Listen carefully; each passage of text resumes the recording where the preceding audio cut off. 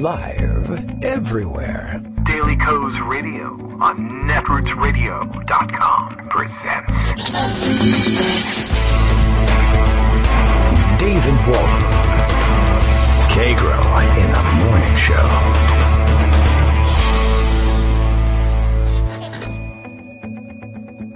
Now, here's David Waldman.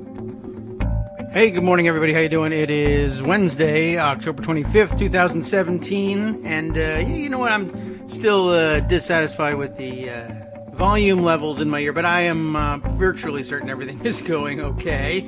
And this happened yesterday, and we got the thumbs up from Justice, so I assume everything is rolling, and all indications are that the signal is going out as planned.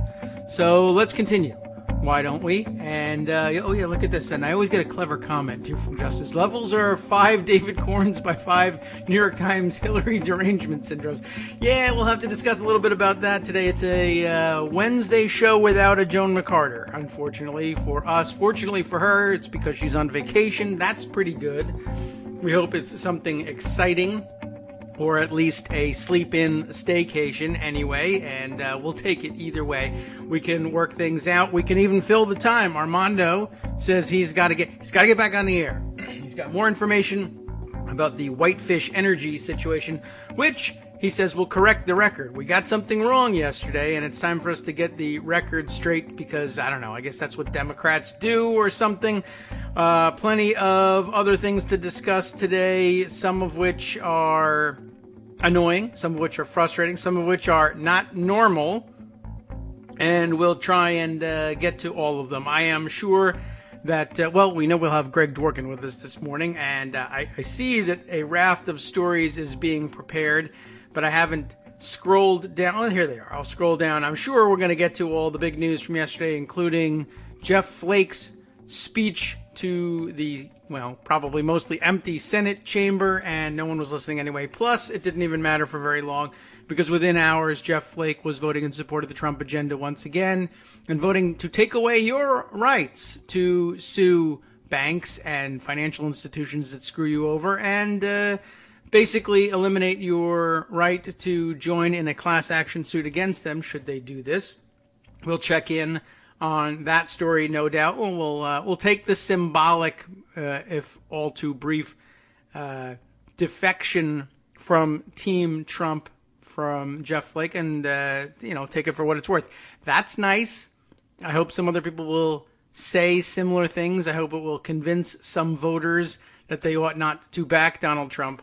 But in terms of concrete results, it may take a while, if we'll ever see anything like that. Then, there's all sorts of additional bits and pieces here.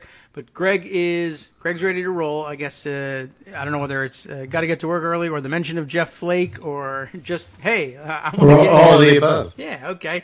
Well, we can do all those things. Let's delay a little bit. Let me say a few things about some other stuff. I don't know. We'll just go to you. How about that? I'm just listening. Go ahead. Oh, okay. Well, I had nothing else going on here. I see Tegan Goddard has done a tally here that says Trump has personally attacked 1 in 5 senators. That seems like a lot.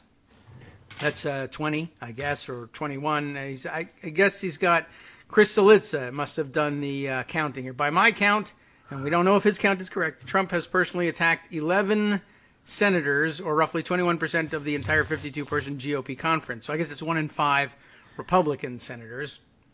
And it was an interesting day for him. He went to the Hill for his big meeting on the tax proposal after having spent the morning attacking Bob Corker and then spending the afternoon afterwards attacking Jeff Flake. But in between, he stopped for lunch with the senators by all reports, by which I mean one Secret Service report. He ate a totally normal lunch of white rice, took a few sips of his drink, and I thought, oh, he's on a diet. That's probably pretty wise. And then he grabbed 2 slices of cherry pie. So some white rice and 2 slices of cherry pie, a totally normal lunch for your everyday, basic, mentally stable 70-year-old. And that's good. He eats like a child. If it's not steak with ketchup, it's rice, and that doesn't taste like anything, and then 2 slices of pie. So excellent. All right. Oh, I've got the echo notice on you, Greg. Hang on a second. I forgot to push the right non-echoing buttons. So don't say anything. Hold on a second. I don't know. Let's see. I got to flip over to Skype and get my preferences set. It was a little bit of a hectic morning here, but I'm going to have you unechoed in 1 second. There you go. We should be okay. Thanks, Scott, Good. for giving me the thumbs down, I guess, on that one. The heads up, thumbs down. All right, we're ready to roll. Is this thing on? It is on, and only Tap, once. tap, tap. Is this thing on? Ready to go. You know what it was? It was you were taking 2 slices of pie metaphorically on the microphone. Well, it's interesting. The MEP Fuller, who follows Congress very closely. he's a member of the European Parliament, Mr. Fuller. Yeah. Trump, the foreign relations chairman, is incompetent. That would be Corker. Oh, yes. Okay, right. Corker, Trump is a threat to our security, and he'll be remembered for the debasement of our nation. We should put him in the basement. Paul Ryan. First of all, these corporate tax rates are just too gosh darn high. Oh. That basically sums up yesterday. Yeah, that'll do it. But there's more. I have to say that, Flake had a lot of things to say, and he said it on the floor of the Senate. Yes. And Corker had a lot of things to say, and he said it basically on every network and in the microphone of every reporter who he could find to say it to. But I think that Corker's remarks were the more telling, and I think the more important. Mm-hmm. He basically said that Trump's a liar, and he's debasing the country. Now, he didn't say on the liar. He just said Trump tells untruths. I see. Okay, so he's got a little bit of Maggie Haberman disease. Something like that. But, it's fascinating. I mean, the way that Politico describes it is Trump's moment of unity turns into GOP crack-up, and I think that's right. I mean, I see people on all sorts of the pundit spectrum, on the one hand, trying to say, well, Flake and Corker are still going to vote with him, so what's the difference? Yeah. But I don't believe that for a minute. I think it's a big deal that they're breaking with him. Yes, they're not going to run for office. Yes, Flake was going to lose. Corker would have won, but Flake was going to lose anyway.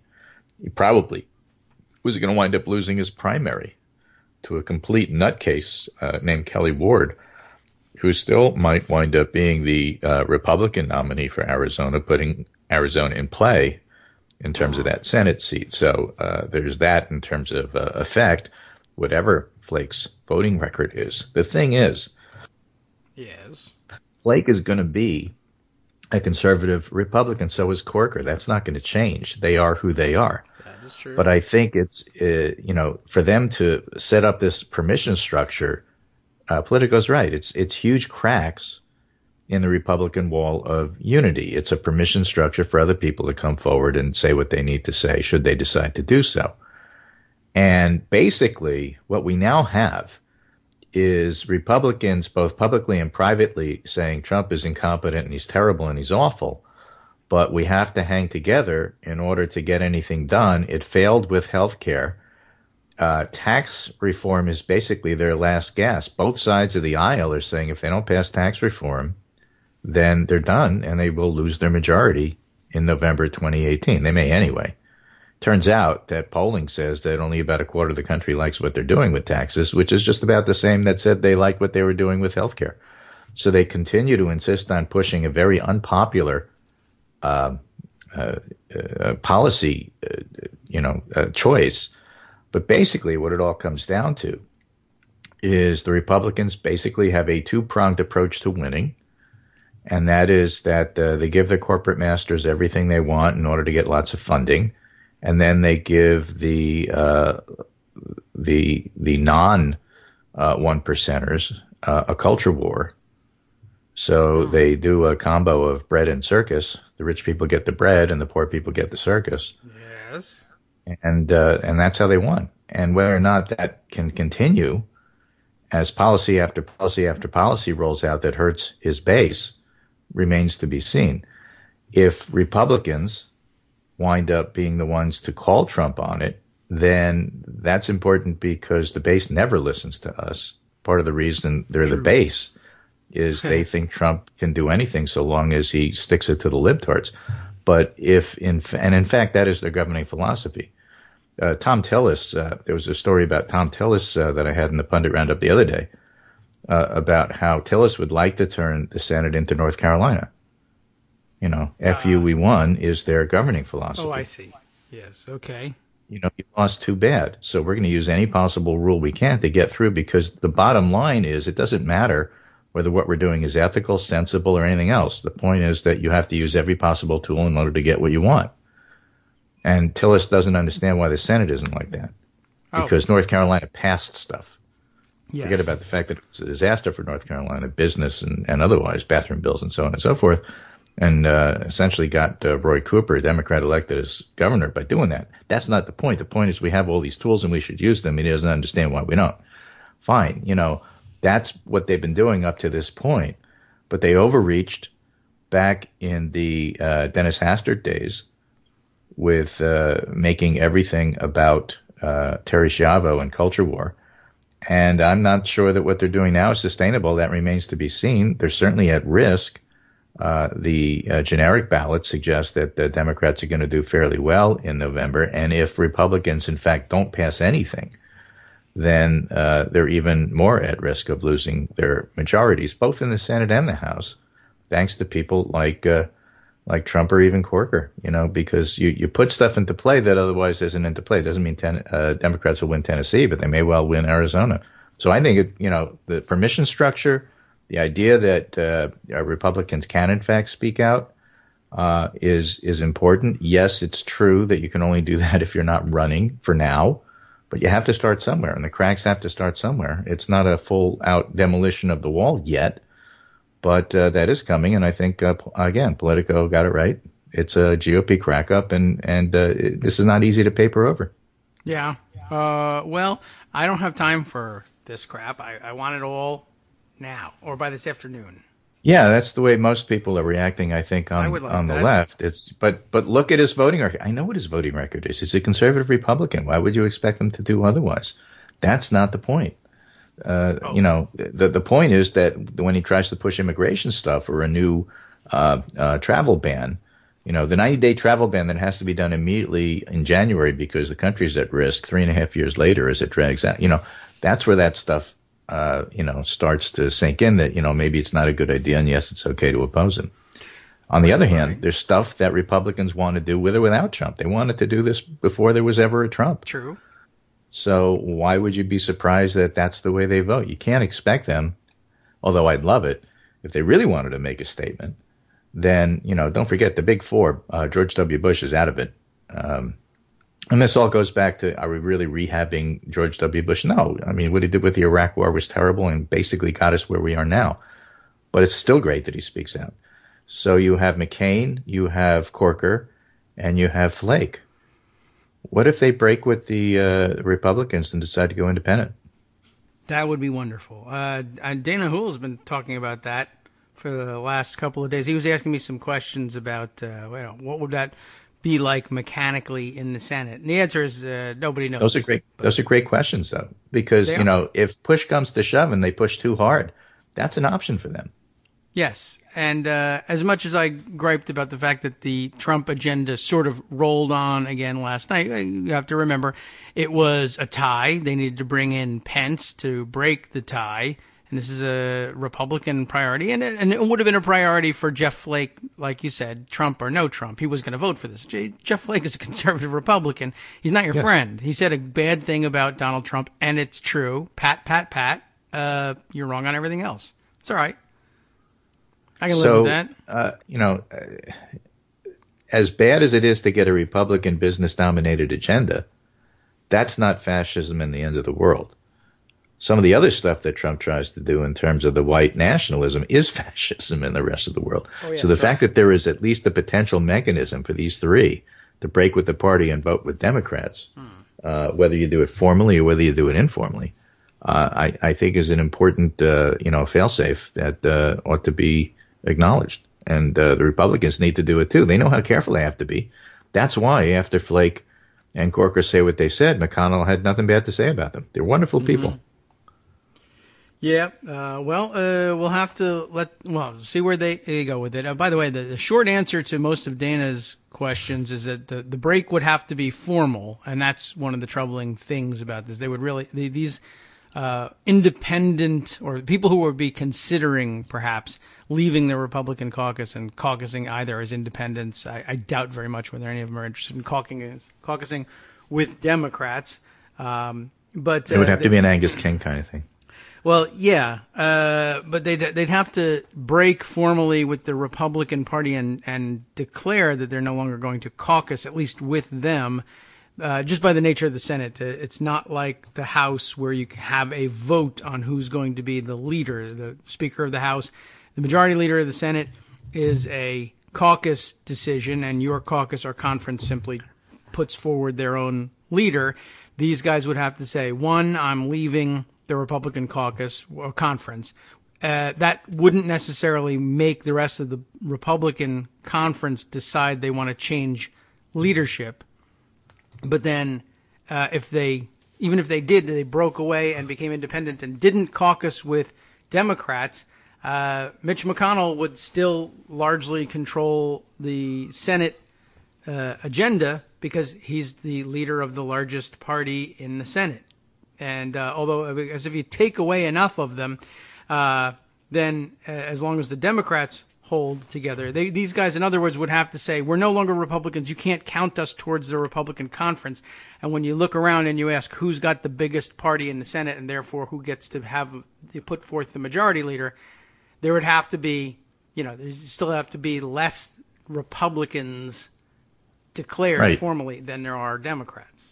Right. So, just going back in recent history, Jim Jeffords did this in 2001. Yes. Although, it's ancient history, but he was a Republican senator from Vermont who became an independent. Yes. But he said he was going to caucus with Democrats. Yes. I'm independent, but I'm caucusing with Democrats for the purpose of letting everybody know there's going to be more Dem votes on the floor than Republicans, and therefore control changes. Right, like Angus King. Joe Lieberman went a different route. He was kicked out of the Democratic Party, but he was an independent. Yes.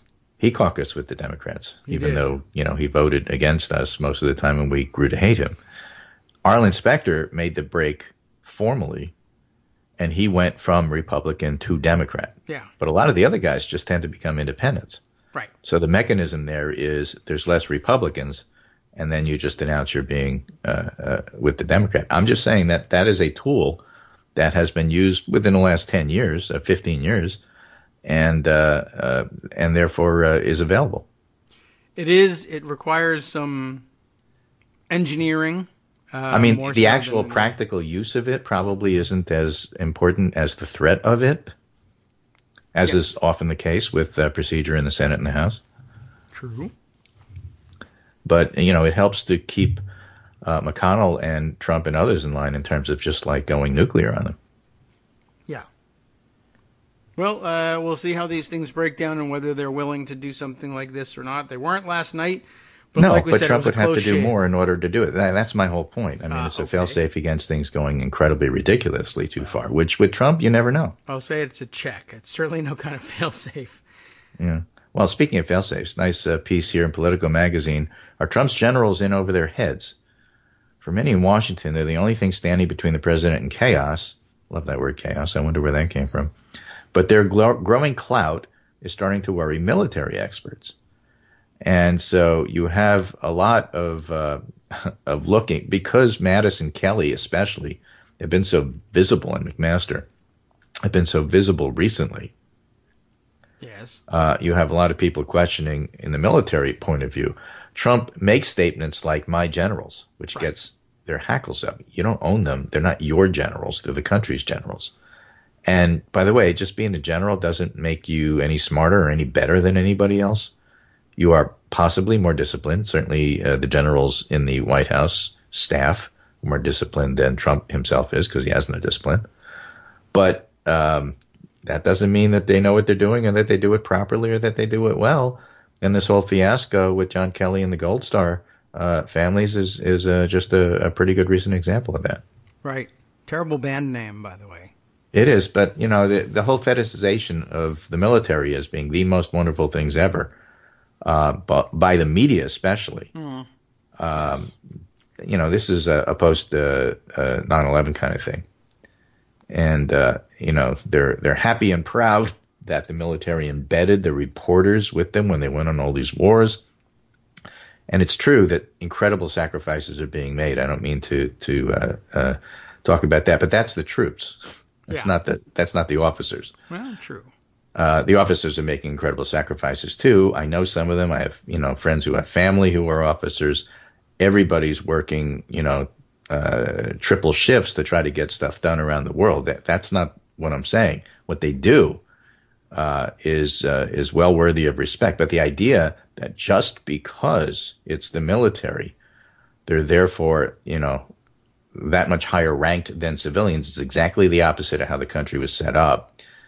And it's a significant challenge to civilian rule, which civilians associated with the military and some officers associated with the military recognize and understand and have a lot of concerns about. And again, I'll give you one recent example.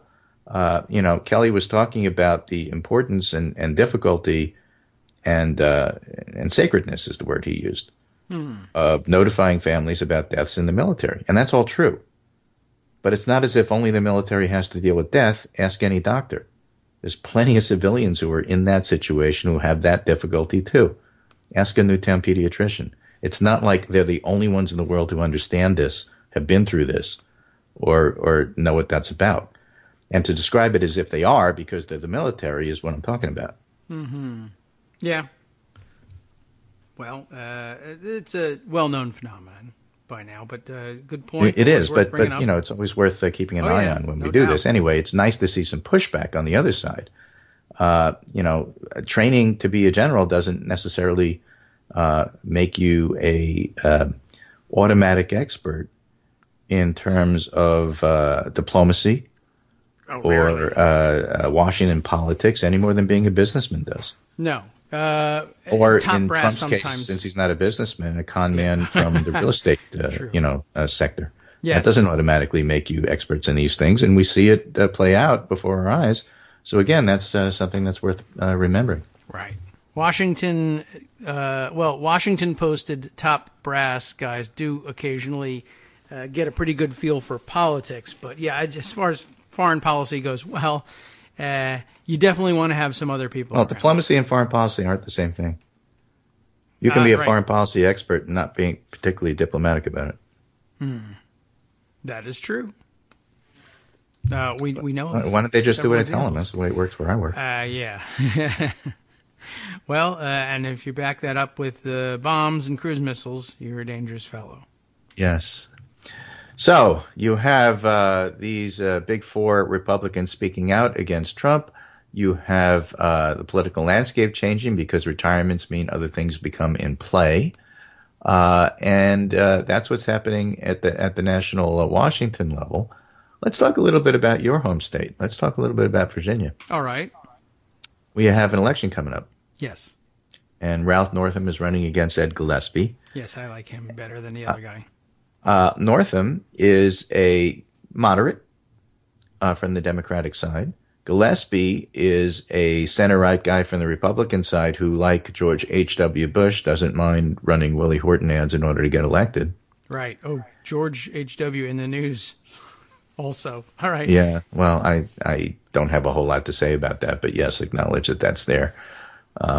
The idea that Northam happens to be a few points ahead in a race that's difficult to poll because you never know what turnout is going to be, with a upcoming election in the Virginia governor race is interesting because, again, if the Democrats win, it's expected, but guaranteed there's going to be stories about why didn't he win by more.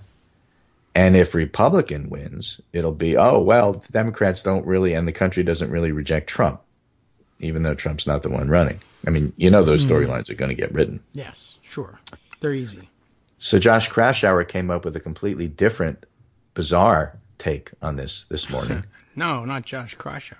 Okay. As he reminded me, his column is called Against the Grain.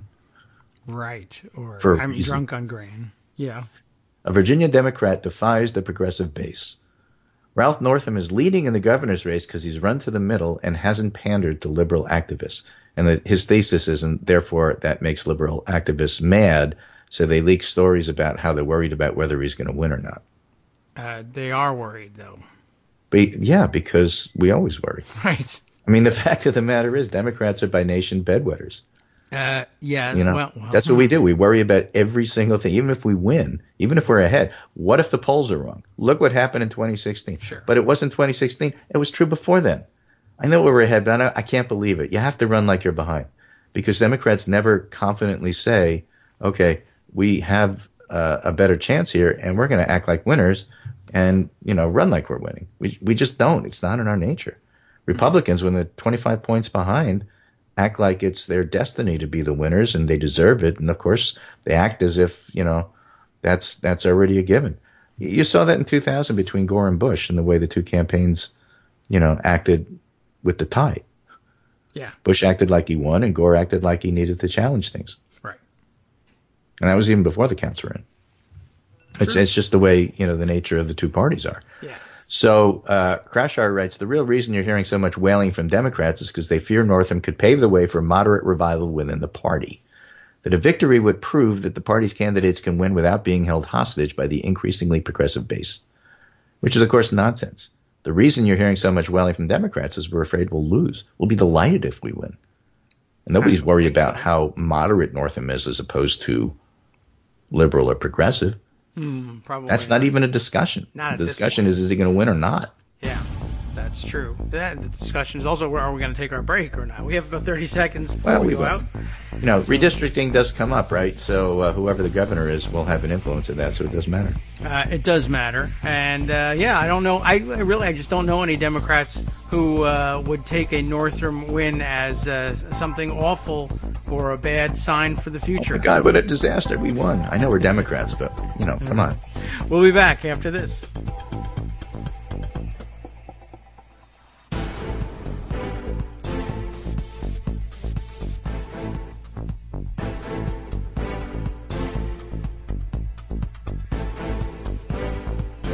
Welcome back now to the Kagro in the Morning Show here on Roots Radio. We are back with Greg Dworkin. And let's see, when we last left off, we were in Virginia. We're going to take a trip around the country, I guess, here. Where are we off to next, Greg? Well, I thought we would end with two pieces here. As you know, Brian Beutler left the New Republic, and now he's writing at Crooked Media. Yes. Which basically calls himself Crooked. Yeah. Not to be confused with Crooked Timber, which is a different place. Benghazi Weinstein and the Wages of Fake Outrage. Benghazi Weinstein. That would be a good band name. Okay. Yeah. So he's talking about how these various and sundry scandals are handled differently.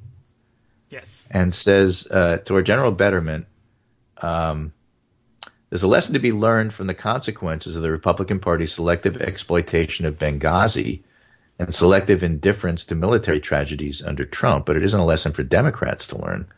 It's rather a lesson everybody invested in American political culture, but most particularly its chroniclers in the political media, I always love media stories, should learn about the ways the country's two major political parties think about the value of information and about how the differences influence what we as a polity deem meaningful in public discourse.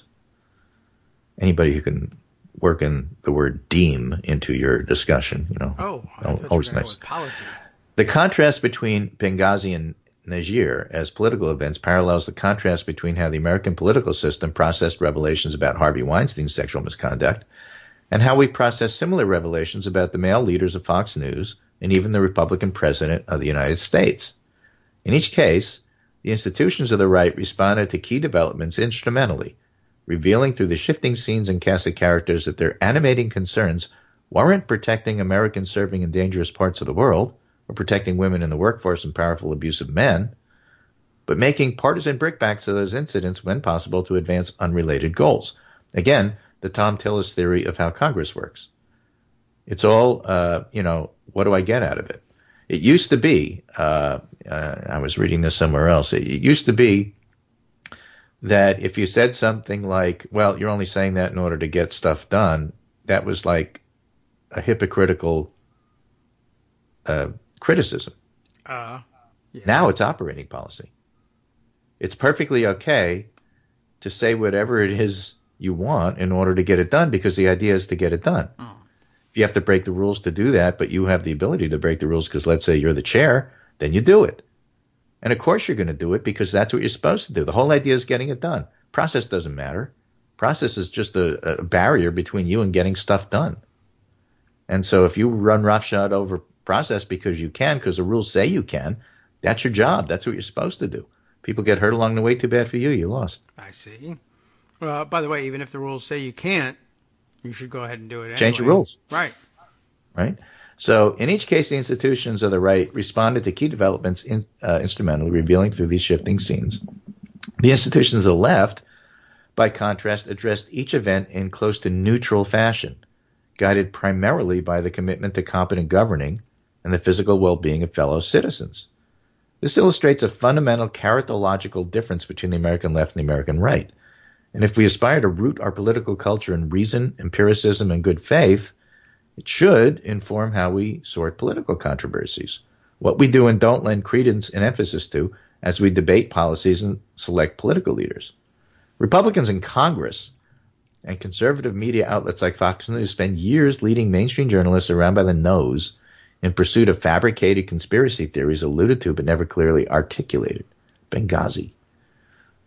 You don't even have to say exactly what it was about Benghazi that you're so upset with. Well, it's because of Benghazi. And now it's the uranium, and dark attributes about what did Clinton do under the table. This is stuff that's been around for 7 or 8 years, but that doesn't stop them. And they don't have to say exactly what it was. They just have to plant the seed that there's a shadow. That was Kristen Welker's favorite phrase when she was talking about Clinton emails all during the run-up to the election. Emails are casting a shadow on the Clinton campaign. What kind of shadow are you talking about? What's the problem? What exactly did she do? Well, it's a shadow. That's all you have to know. Yeah, point is it's a shadow. Yeah. Liberals, including congressional Democrats, believed the Benghazi was a consequence of policy errors, inadequate embassy security, invasion of Libya, etc., that should be investigated soberly so they could be avoided. And that's the liberal posture in the aftermath of the ambush in Niger. Democratic congressional leaders have remained largely silent, letting Republicans like McCain speak for them in seeking a thorough but fair-minded inquiry. Most Republicans, by contrast, have lost their appetite for sustained executive branch oversight of any kind and allowed their investigations to be underfunded or sabotaged. So inconsistent are Republicans on the question of scrutinizing presidential administrations. Their most prominent investigator, Trey Gowdy, the face of the Benghazi Inquisition, has been drained of his prosecutorial zeal and laments that congressional investigations, unfortunately, are usually overtly political investigations where it's to one side's advantage to drag things out. In other words, the way he does them. Yeah. Now, you don't have to, but that's the way they do it. And so that's the background for news story in Washington Post yesterday about who funded the Michael Steele dossier on Russia. Christopher Steele. Christopher Steele. I would like to see the Michael Steele dossier. Yeah, that would be nice. Christopher Steele. And we've known for years, Fusion GPS, who did the Oppo research, was initially funded by Republicans, and then Democrats picked up the funding as the election season wore on. And as Josh Marshall argues, did America a service by paying for it and getting this stuff out there. Much of that dossier has, in fact, been corroborated. So the Washington Post stories is they put a name to it, a Democratic lawyer operative, Mark Elias. And, that one piece of information is new. But the fact that Democrats were involved with the funding along with Republicans was known for years, for a year at least. And there's stories of Mother Jones and other things going back to right before the election on this. So why is it all of a sudden a new big deal? Because Republicans want to talk about it. Why do they want to talk about it? Because they would love to embarrass Democrats and make the Russia investigation less than it is. None of this is going to have any effect whatsoever on Bobby Three Sticks, on Robert Mueller. And that, still grinds on. Oh, they're trying. That's the big story. Yeah, I think the theory they're working on to try and connect the two is to say, well, if most of the investigation was triggered by the sorts of allegations of collusion that are made in the dossier, and Democrats paid for that dossier, then there's no evidence to go forward with the investigation, except that the investigation to this point has had zero to do with the dossier. And I think they've now taken a look at it, but it was a late comer to the evidence that Mueller was gathering. And so Josh Marshall makes the point here that what the Trump original plan was to hit the ground running and make all sorts of deals with Russia and accommodate Russia from like January 20th on. Mm-hmm. And this dossier in particular, and complaints about collaboration with the Russians in general, stopped a lot of that from happening. And therefore, a lot is owed to the people who did this Oppo research because they did the country a great service. Yeah. Well, it's really interesting. I don't think that's the way the Republicans are going to play it. No, that's his point. No, they're trying mightily to discount everything, and I'm not even really sure. I'm not even certain why it is that there are journalists who are so terribly concerned with it. The big pastime with this thing among journalists as well. Mark Elias lied. He denied having paid for it, and then now he admits it, and so therefore something. And we're just not sure what that something is, except that reporters are taking umbrage at How about what the dossier to. Actually said? I mean, that's just that, or you get lied to every day, but you keep going back for more over here on this side. A lot of discussion, by the way, over Maggie Haberman's reluctance to use that L word with Republicans, and boom, right to it in her personal tweets with regard to Mark Elias and others. So, I don't know how big a story this is going to be, or whether it's a one-day, isn't that interesting? I don't really think it's going to have much legs. What's fascinating is the decision by Republican congressional committees to look at the uranium question from 7 years ago. Right. And to open up a new inquiry into Clinton's emails. I mean, sure.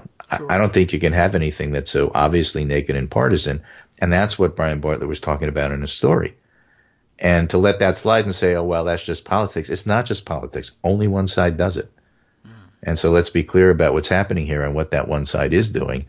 No, it's not going to make a major difference, and it's not going to save their majority. But just keep in mind, if the House does flip, that's the end of this crap. Well, yeah, I would hope so. There's always Democrats who say, maybe we should. We'll look into it, and then we'll clear their names. Well, don't look into this. Why don't you start looking into real problems like the dossier? Nice. Yeah. Not who paid for it, but what's in it. Well, it reminds me also, reminds me How of about everything. emoluments? Why don't you look into that? Yeah, right. Real stuff, real government oversight, stuff that Democrats are willing to do that Republicans apparently find just too difficult because that's governance and, it's work. Right. Republicans are torturing people. Well, let's investigate whether Pelosi knew they were torturing people. Of course I know they're torturing people. I just said they were. But when did you know that? That's not the question. Anyway, in the midst of Flake and Corker doing these things and Mueller doing his investigations, there's going to be a lot of pushback from the propaganda arms of the Republican Party, and I just think it behooves all of us to keep in mind that that's something to watch and guard against, and keep your eye on the ball. Keep your eye on the prize. Okay. And with that, I think I'll end for today and scoot off to work. This is Greg Dworkin speaking with my friend David Waldman. Kagro in the morning. Won't be here tomorrow. Got some doctor visits to go take care of to stay healthy. But we'll be back David will be here, but I'll be back on Monday, and we'll do it again. Okay, very good. Thanks, Greg. I hope everything goes well tomorrow. Normal routine stuff. So. Yeah, well, you know what? We should just set up some sort of Amazon service where the doctors come and check you out while you do the show. That'd be interesting. It's, lots of Twitter chatter while we're talking about the Amazon Key. I'll tell everybody about that if you haven't seen it yet. You'll see it by the end of the day, and we'll talk about it probably, ironically, on Monday. Take care. Very good. Thanks, Greg. Bye. Yeah, the Amazon Key. I don't know what that. I just heard of it. As soon as the first I heard of it was people complaining about it. That's generally how I find out about such things. The Verge has the story, which is being tweeted around the internet this morning, and I can't fit any more into that. I'm curious about this. The tweet is viral dynamite. It just says Amazon Key is a new service that lets couriers unlock your front door. Then their link and a little picture of a person doing what I imagine the Silicon Valley geniuses behind this thing think is, this is the intent here. A courier poking their head and arms in your front door and putting your very valuable package, which can't be left outside because too valuable might be stolen. There could be theft involved, you see. And he's going to stick his head into the house and deliver your package safely and then lock your door and leave. Yeah, right. So I don't know. I don't know how they didn't anticipate that was going to be immediately mocked, but I guess they missed out on this one. So I'm just curious about this one. You'll need a smart lock, of course, in order to have that work. And Amazon's new Cloud Cam. So this is supposed to alleviate some of the fears that the clickbait tweet didn't. That's the way media works these days. They got me, so I'm ready to look at this. What else is there here? I'm going to read the article because it's kind of weird. 12 years ago, Amazon launched Prime, a subscription service that entitled members to free 2-day shipping in the U.S. Since then, it's added a number of options to make delivery faster and more convenient. Remember, they were going to use drones, etc., blah, blah, blah. Prime customers can get same-day delivery and drop off within an hour or two on some items. Of course, customers aren't always home to receive their packages, so Amazon started putting lockers in nearby convenience stores and building lobbies. Interesting. It even showed off drones that could drop the package right into your backyard. Today, it's taking the obvious next step and introducing a service that will allow Amazon couriers to open your front door and put your package safely inside your home. It's called Amazon Key, and it relies on Amazon's new Cloud Cam and a compatible smart lock. A brilliant vertical integration strategy. They're going to sell you the lock. It has to be an Amazon lock. The camera is the hub connected to the internet via your home Wi-Fi. The camera talks to the lock over Zigbee, a wireless protocol utilized by many smart home devices. When a courier arrives with a package for in-home delivery, they scan the barcode, sending a request to Amazon's cloud. If everything checks out, the cloud grants permission by sending a message back to the camera, which starts recording. The courier then gets a prompt on their app, swipes the screen, and voila, your door unlocks. They drop off the package, relock the door with another swipe, and they're on their way. The customer will get a notification that their delivery has arrived, along with a short video showing the drop-off to confirm everything was done properly. So they're giving some thought to the obvious fact of, hey, I don't want people just unlocking my front door.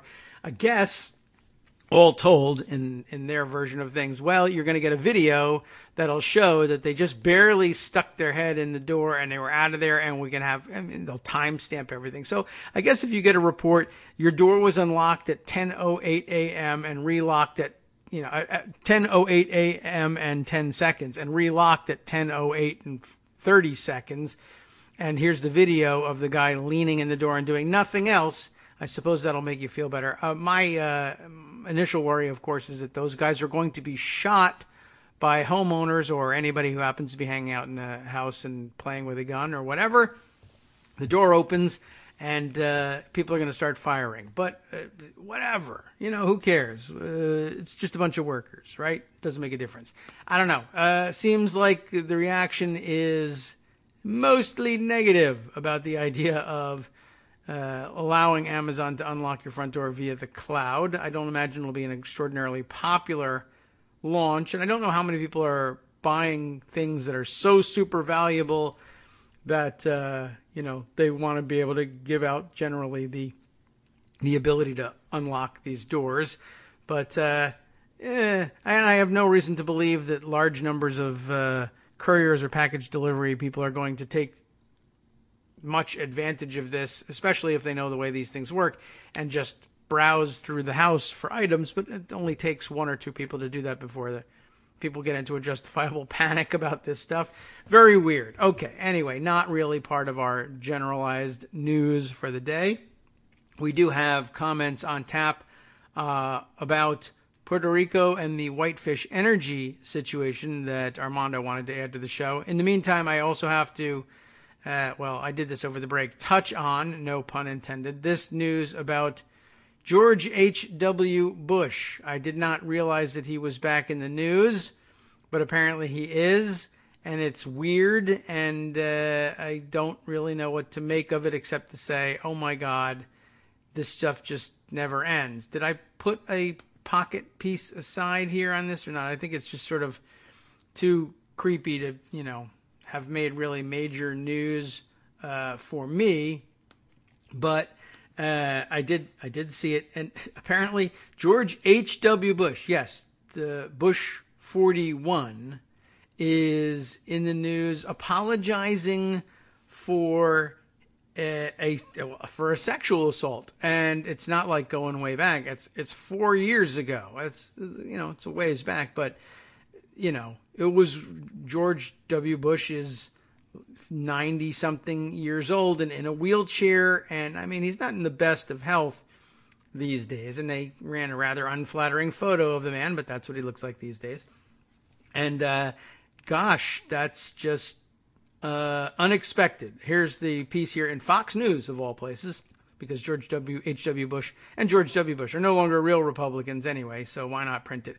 Former President George H.W. Bush has apologized after actress Heather Lind accused him of sexually assaulting her during a screening of her AMC show. The alleged incident occurred 4 years ago. It's not that long ago. As Lind posed for a photo with Bush while promoting the AMC show Turn, Washington's Spies, the Daily Mail reported. And Parleo's radar goes up because he hates the Daily Mail. Lind wrote on Instagram Tuesday that Bush sexually assaulted her. She said he touched her, quote, from behind, from his wheelchair, with his wife, Barbara Bush, by his side, told her a dirty joke, and then touched her again. Lind claimed that Barbara Bush rolled her eyes at Bush as if to say, not again. Weird. According to the post, which has since been deleted, that's interesting, a nearby security guard told Lind that she, quote, shouldn't have stood next to him for the photo, unquote. Wow. That really makes things considerably worse. A representative for Bush, now 93, said that the former president might have erred in his attempt at humor. Do you think so? President Bush would never, under any circumstances except the ones in which he does, intentionally cause anyone distress. Oh, that may be. He probably didn't think she was causing her distress. I'm president touching you. You like this. Intentionally causing anyone distress, and he most sincerely apologizes if his attempt at humor offended Ms. Lind, the Bush spokesman said in a statement to Fox News. Wow. How about that security guy, though? Well, if you don't want to be sexually assaulted, ladies, then don't stand next to former presidents of the United States. That's where we are now. Look how she's dressed. That's just ancient. Of course, everybody's going to look at how you're dressed. Totally blame you for that. How dare you stand next to a former president of the United States at a public event being photographed for the press if you didn't really want it? Come on. I mean, wow. That's pretty astonishing. All right, I'll make a pocket record of that one. I didn't realize exactly how awful it really was. That's fairly amazing. I don't know what else to say about that one except, oh my God. Now, there's more news about that on that front. I might as well link this story. Scott Brown, who, there's just never been any discussion about Scott Brown and topics of inappropriate sexuality. Scott Brown, U.S. ambassador to New Zealand, investigated over inappropriate comments. Complaints against Brown, who was Donald Trump's first ambassadorial appointment. Of all the things, all the ambassadors he could have named to anywhere. Scott Brown, top of his list. After coming into office, surfaced after a trip to Samoa. The U.S. ambassador to New Zealand, get back to this one. The U.S. ambassador to New Zealand, Scott Brown, has admitted he has been investigated over allegations he made inappropriate comments on his inaugural trip to Samoa, of which he is also the U.S. representative. Brown told New Zealand media on Wednesday he wanted to address innuendo and rumor about his visit to Samoa in July to celebrate 50 years of the Peace Corps in the country. This, by the way, being reported, I'm reading to you from The Guardian. It is Eleanor Ainge Roy making this filing.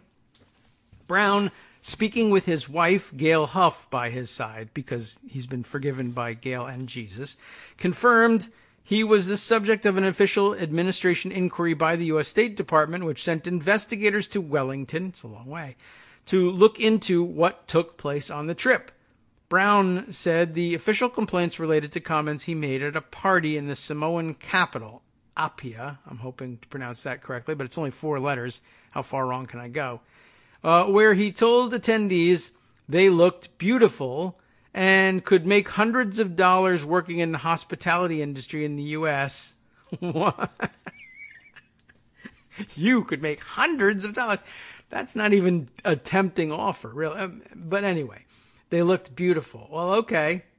I guess we're going to have to find out what the context of that was. Brown and Huff said they had, quote, no idea the comments would be regarded as offensive. I was told by my people that you're not Scott Brown from New Hampshire anymore. You're an ambassador, and you have to be culturally aware of different cultures and sensitivities, Brown said. We are in a different culture. Even though we all speak English, sometimes when we say one thing, it means the complete different thing.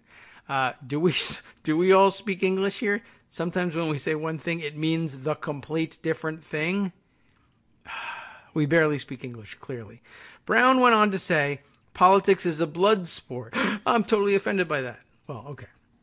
And there were lots of people at the event who did not like U.S. President Donald Trump. Well, so whose fault is that? Brown was Trump's first ambassadorial appointment after he took office. I know that. You told me that already. Huff said the takeaway from this incident was, we are going to be very, very careful about we say and how it's perceived. I assume that that's a typo and that she spoke enough English to say, to say we're going to be very, very careful about what we say and how it's perceived. The Guardian understands that complaints against Brown came from 2 serving female members of the Peace Corps. Not capitalized here, by the way. I don't know whether that's a stylistic thing for The Guardian or what. But The Guardian was first contacted by the U.S. State Department in Washington, the U.S. Embassy in Wellington, and the U.S. High Commission in Samoa in August, requesting details of the ambassador's trip to Samoa and comment on the complaints. All requests have gone unanswered. Oh, I'm sorry. Did I say The Guardian was first contacted? That seemed to me at the time that I read it to be wrong. The Guardian first contacted the State Department. We found out about it, the Guardian says, and we have questions. Those inquiries were unanswered.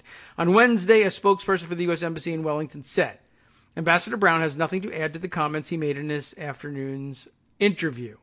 So that doesn't tell me a great deal about the context. And I don't know. Is there more to it than that? I don't know what that means. Like, you all look beautiful. Although, what a weird you could make hundreds of dollars working in the hospitality industry. I think that might have carried it over the line. Like, as opposed to, you all look beautiful in your native costume or whatever, if that was involved or not, or, you all look wonderful today. But, I mean, you can get away with beautiful, I suppose, if you're describing, for instance, costume or manner of dress, perhaps, and it's sort of generalized. But I don't know. It's a little weird adding that you can make money in the hospitality industry. Weird. And then, of course, to make it, you could earn hundreds of dollars.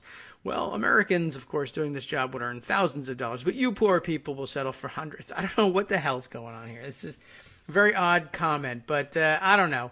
That one doesn't really rise to the George H.W. Bush level. I admit that. I don't know exactly what's going on here, but I guess it's out there. We'll check in on it and see if there's any more developments on it. But it's happening on the other side of the globe, and it involves Scott Brown, and it might not really peek above the surface much more than this one initial appearance. All right. Well, there's plenty more going on, of course, this morning. And our second break is coming up, and we'll be talking to Armando after that break. I guess the other big Twitter thing that broke just before showtime was this one, a report from where? The Daily Beast. Daily Beast is just killing it these days. YouTube Trumpkin and former Milo intern, and he looks every bit like the Milo intern that he is, kills his own dad for calling him a Nazi. Wow. Lane Davis was a prolific poster on the Donald Trump subreddit, a former intern for Milo and an editor for a prominent Gamer Gators conspiracy site. And then one day he snapped. And then many years after the day he snapped and decided to do all these stupid projects, writing for horrible people, he also killed his dad. I guess I would have to put it that way. Something has set Lane Davis off, but that wasn't unusual. Brandy Zedrozny's piece begins here. It was a clear summer afternoon on July 14th on Samish Island, the small idyllic community off northwest coast of Washington state, where Lane, a balding, bearded, Donald Trump supporting conspiracy theorist, what? No way. And prolific YouTuber and Redditor, known online as Seattle for Truth, lived with his parents until, of course, his parents no longer lived there because he killed his dad. I'll get to the rest of the story, I guess. We might as well get the full thing on the other side of the break. But, man, that seems normal. Like, yeah, he's just got normal, stable people working for him. There's nothing completely wrong or mind-warping about working inside the dungeons of the alt-right. Huh. We'll be back after this break.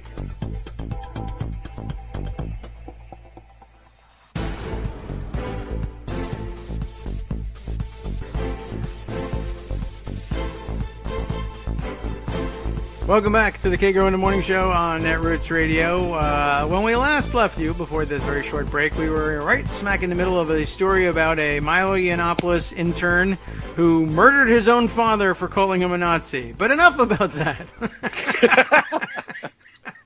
We have Armando with us, and we're following up on his story. Yes, I can't believe. And that's your segue. Go. All right, I feel like I don't know what else to tell you about that, sir. I'm going after another comedian. It's a tough act to follow. Look, that other story, I mean, you got the meat of it there. A lunatic idiot was driven beyond the bounds of insanity by his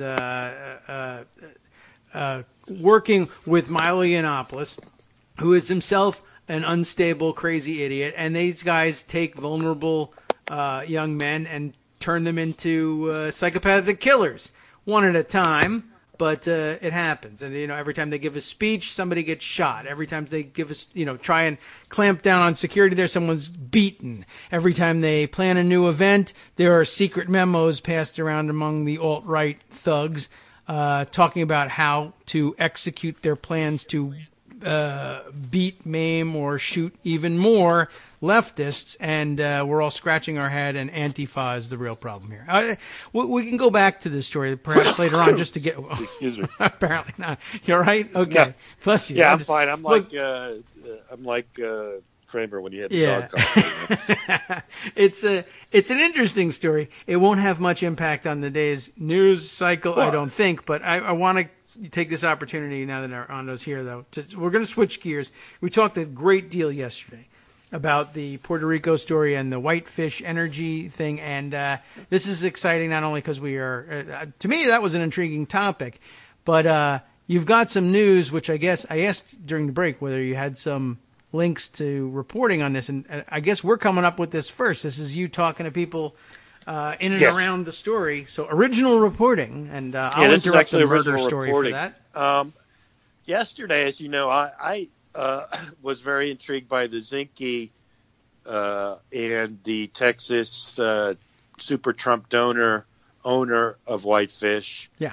And seeing this as originally a Washington D.C. story, but I've done some reporting. Okay. And my sources, to use a journalism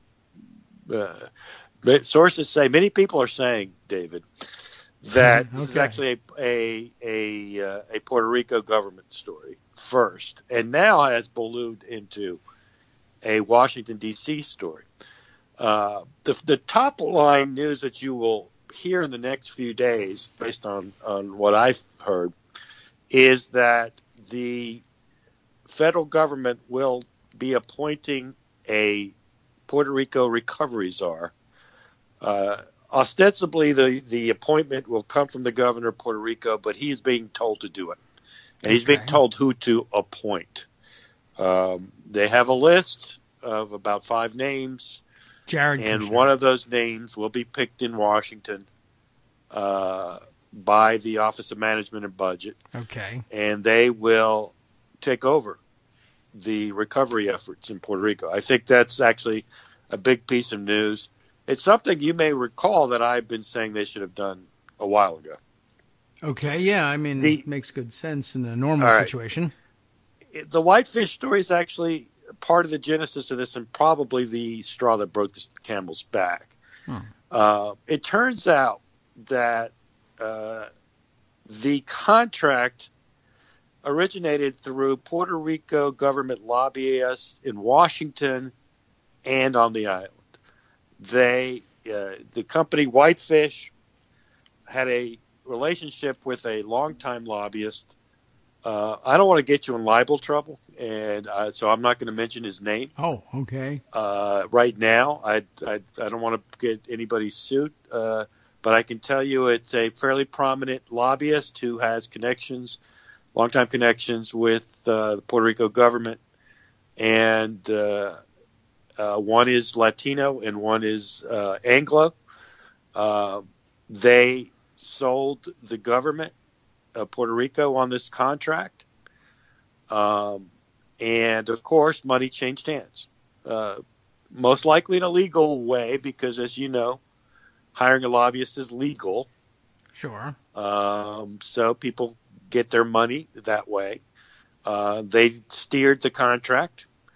It happened at the behest of supporters of the governor of Puerto Rico on the island who were looking for to wet their beak, and they were able to. The twist comes because when the story breaks, and apparently someone wasn't happy with that happened, and they made sure the story got to the Washington Post, the pushback from these lobbyists was that the Trump administration was on board. Apparently, they mentioned Ryan Zinke in particular. As you know, Ryan Zinke's son worked for Whitefish, and it may be that they smooth it out that way. But right now, what I've heard is that Trump has gotten very upset about this. He apparently was already upset and had a shouting match with the governor of Puerto Rico a few days ago about a number of things. And this is speculation, not reporting on my part. I will tell you. I think that the governor of Puerto Rico was not sufficiently effusive in his praise of Trump at their joint press conference last week. I think big mistake. That's my speculation. So I just want to be clear what I know and what I don't know. That's my speculation. At any rate, the relationship has really deteriorated. Trump is very unhappy with the governor of Puerto Rico now. And one of the results of this unhappiness is that there will be a czar, a federal czar.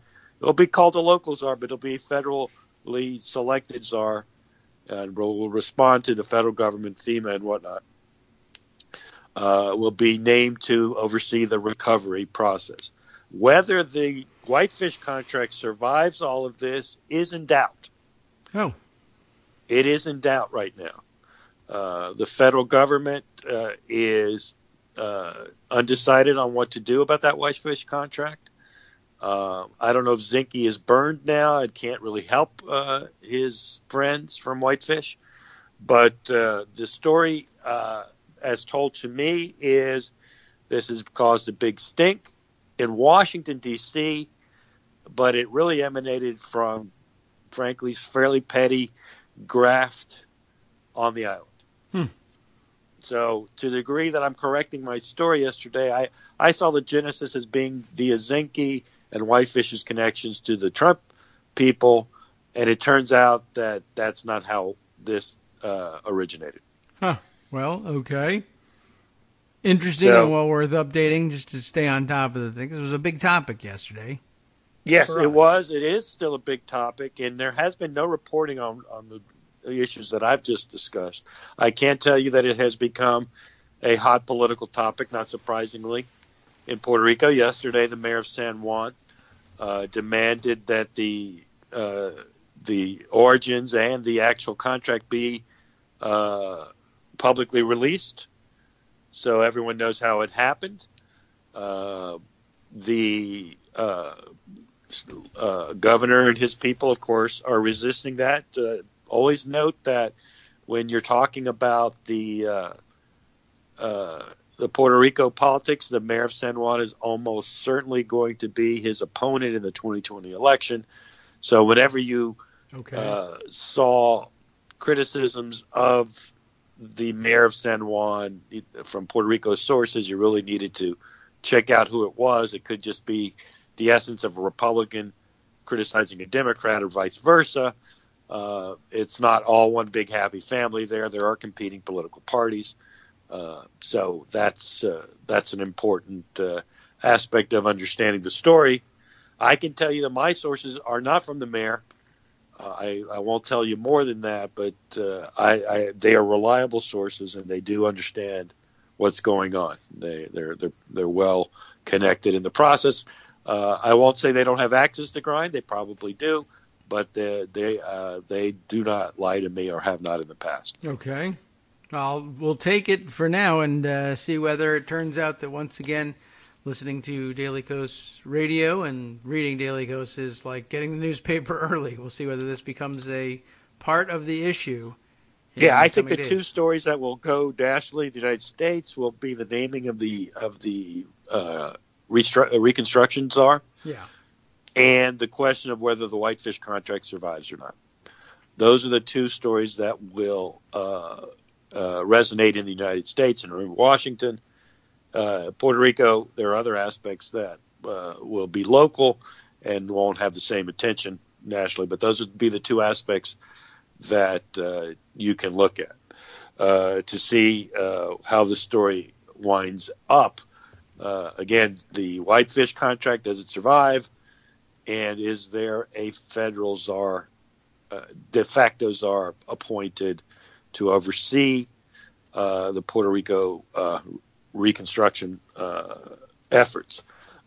Just as a side note, that is actually a proposal that Chuck Schumer made a few days ago as well, that there be a czar named to oversee them.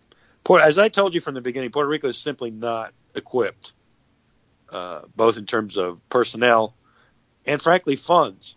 Oh, the one last aspect of the story that I forgot to tell you is the plan was always to use FEMA money, federal money, to pay this contract. Yeah. Okay. While they forwarded the $4 million, they never envisioned paying $300 million out of the Puerto Rico government's pocket. They don't have $300 million in their pocket. The fact is they may run out of money by the end of the month to do just anything. So unless they get more money, it's very likely that people won't get paid, contractors, and I don't know what happens after that. I don't know if Whitefish goes home or not if they stop getting paid.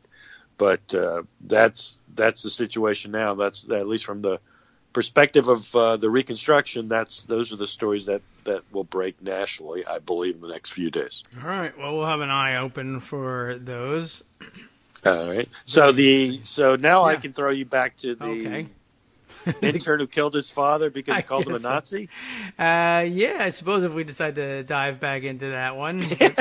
Well, intern. I mean, you called him an intern. Did I get that right? He was at some point an intern for Milo Yiannopoulos. Yeah, and although that usually means he wrote, his interns wrote his columns. He was Milo Yiannopoulos. Yeah, essentially. So the guy also was a big YouTuber and participant in the Reddit community, and I guess he got in a fight with his dad, which may or may not have anything to do with the fact that he was living in his basement for so long or whatever, and he went ahead and killed him.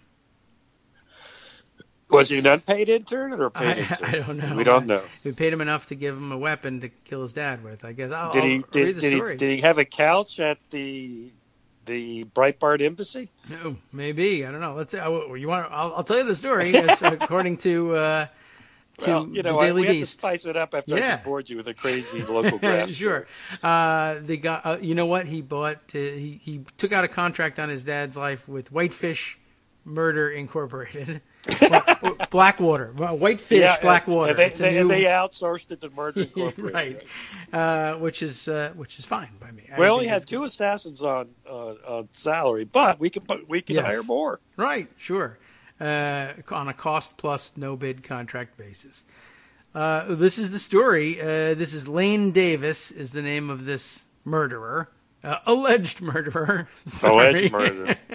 This is still America, David. Yes, right. Innocent until proven guilty. Yeah, I've seen his photo. So, okay. I'm just saying, the rest of white America gets to do that. I get to do it too. Yeah. Lane had spent that Friday morning, that fateful Friday morning, as he did most mornings, on the internet. Oh my God. This day, like the others, Lane read and retweeted posts celebrating the Second Amendment, which he may or may not have used in this murder, bemoaning diversity, too many diverse people, and spreading conspiracy theories that alleged Hillary Clinton's campaign chairman, John Podesta, was involved in a child sex ring and DNC staffer Seth Rich had been murdered. So for good measure, he murdered his dad. That's where we end up. How dare they murder DNC staffer Seth Rich? I'm going to go murder my father. It was the end of a busy week during which he contributed to the Donald Trump subreddit and over on the Ralph Retort, a fringe blog where he worked. The Ralph Retort? Yeah, that's what it's called. A fringe blog where he worked as a political editor, unpaid according to the site's owner. He had celebrated the idea of... Oh, no wonder he flew into a murderous rage. He had celebrated the idea of a Kid Rock Senate run, only to see his hopes dashed. But he had already murdered his dad by that point. Claimed America was under threat of Sharia law and wondered whether CNN was, quote, literally ISIS. This is a super stable individual. Good thing he had a murder weapon handy. Let's see, one of his tweets is, or one of his comments from Reddit is embedded in here, in which he says, yeah, Trump could literally do anything and I'll still vote for him again because of the left. He could murder the Pope. That's what he says. Lane's parents, Catherine and Charles Davis, Charles was known as Chuck to his friends, were used to their 33-year-old son's, 33, he's just a kid, you see. He's a misguided child. 33-year-old son's outburst. I think he's a year younger than Donald Trump Jr., by the way. They had become so frequent, these outbursts, that Charles had started recording the tirades on his phone. But that afternoon, they were tired of Lane's screaming, wanted him to leave. This is a 33-year-old toddler. Wanted him to leave and told him as much. Instead, Lane chased his parents around their home, spitting in his father's face while screaming that he wasn't threatening to kill them, but, quote, he was, I guess, instead threatening to, quote, kill pedophiles who were taking over the country. It's because they're all over the place. That's, okay. Obviously, whatever. Okay, he's not physically... Pedophiles were taking over the country. Right. They're doing that. So is ISIS and also Sharia. But, can I stop you right there, though? How could you possibly? Did you start the story by telling me he's an intern for Milo? Yes. Milo pro pedophilia. Yes, Milo. Right, but kill your dad instead. So was he threatening to kill Milo? No, his dad. Although then we don't know. Catherine Davis called 911. The tape of her call was acquired by the Daily Beast. And it says, he's not physically threatening us or anything, Catherine told the dispatcher. He just gets out of control and he's ranting about stuff from the internet, which is not going to it's not going to interest 911, man. Was Lane drunk? The dispatcher asked. On drugs? Was there any history of mental disorder? That's funny. No, not reported, but he's not working and he gets on these rampages and he just needs to move on, Catherine replied. Okay, I think you're underestimating the problem. The dispatcher suggested Charles and Catherine stay away from Lane until the police arrived. We're trying to, but he's chasing us around the house, she replied. Jesus. He's mad about something on the internet. It actually says that. He's mad about something on the internet about leftist pedophiles, and he thinks we're leftist, and he's calling us pedophiles, and I don't know what all. Wow. my God. Catherine But laughed. I'm sorry to fixate on this. He worked for Milo. Yeah, I guess so. I mean, at least as an intern. Catherine, and then I guess, laughs at this point. He just lives on the internet and he gets really worked up about everything that's going on. He needs an intervention of some kind here. By the way, I mean, how many stories like this do we hear all over the place? They don't kill their parents typically, but I guess watch out. Police were on their way, the dispatcher told Catherine, and she hung up, but Charles's phone kept recording. On the 12-minute audio file later recovered by Skagit County Detective Kevin Sigman, a manic Lane, enraged by his mother's 911 call, says, "Okay, well, so here's the deal. If I am going to go to prison for threatening to kill somebody, I mean..." And then we hear, "Leave the knife alone," Charles says, while his mother tries to reassure him. No one wants to send him to prison. They just want some help. Lane doesn't seem to hear or believe his mother and says, "So you are going to send me to prison?" he asks. "My life is over." Minutes later, Catherine called 911 again. The audio recording is hard to hear.